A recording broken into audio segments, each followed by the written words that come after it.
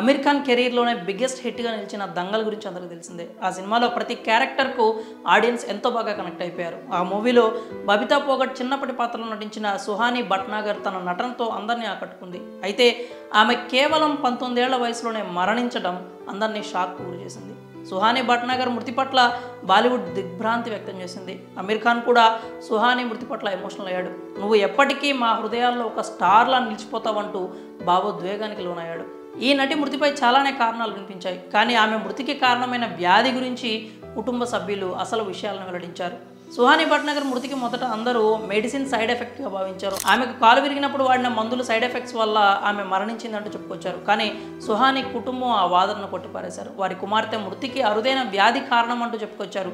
అరుదైన ఇన్ఫ్లమేటరీ వ్యాధితో పోరాడుతూ సుహాని భట్నాగర్ మృతి చెందిన విషయాన్ని తెలియజేశారు. కండరాల బలహీనతకు కారణమయ్యే ఇన్ఫ్లమేటరీ వ్యాధిగా చెప్పే డెర్మటోమయోసైటిస్ వ్యాధితో పోరాడుతూ సుహాని తుదిశ్వాస విడిచింది అంటూ వెల్లడించారు.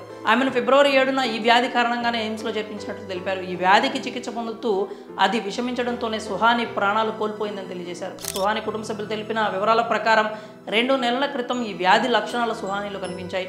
ఒంటిపై ఎర్రటి మచ్చలు రావడంతో ఎన్నో ఆసుపత్రులకు తిప్పారు. కానీ ఎవ్వరూ ఈ వ్యాధి ఏంటి అనేది నిర్ధారణ చేయలేకపోయారు. ఇటీవల ఆమె ఆరోగ్యం మరింత క్షీణించడంతో ఎయిమ్స్లో చేర్పించారు. కేవలం 10 రోజుల క్రితమే సుహానికి ఈ ఇన్ఫ్లమేటరీ డెర్మటోమయోసైటిస్ వ్యాధి నిర్ధారణ జరిగింది. ఆమె ఆరోగ్యంలో ఎలాంటి పురోగతి లేకపోగా మరింత క్షీణించింది.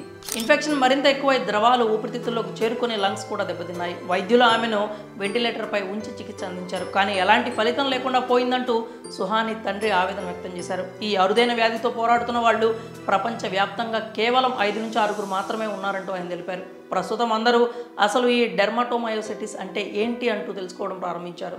అసలు ఈ డెర్మటోమయోసైటిస్ వ్యాధి అంటే ఏంటంటే ఈ అరుదైన వ్యాధి కండరాలు, చర్మం, అంతర్గత అవయవ వాపుతో కూడుకున్నది. ఈ వ్యాధికి సకాలంలో చికిత్స అందించకపోతే రోజు రోజుకి ఆరోగ్యం క్షీణిస్తుంది. దీనిని ఆటో ఇమ్యూన్ ప్యాథాలజీ అంటారు. అంటే ఇమ్యూనిటీ సిస్టమ్ పనితీరులో ఆటంకాలు కారణంగానే ఈ వ్యాధి వస్తుంది. అయితే ఇలా ఎందుకు జరుగుతుంది అనేది మాత్రం ఎవరూ చెప్పలేని పరిస్థితి. ఇప్పటికీ అది మిస్టరీగానే ఉండిపోయింది. రోగ నిరోధక వ్యవస్థ సొంత కణాలని హానికారకంగా భావిస్తూ వాటిని నిరోధించేందుకు ప్రతిరోధకాలను ఉత్పత్తి చేస్తుంది. నెమ్మదిగా వాపునకు గురయ్యే వ్యాధి లక్షణాలు ప్రారంభమవుతాయి. కొన్ని సందర్భాల్లో ఇమ్యూనిటీ సిస్టమ్ అంతర్గత అవయవాలపై దాడి చేస్తాయి. ఈ వ్యాధి లక్షణాలు ఎలా ఉంటాయంటే త్వరగా అలసటకు గురి కావడం, జ్వరం రావడం జరుగుతుంది. వేగంగా బరువు తగ్గిపోతూ ఉంటారు.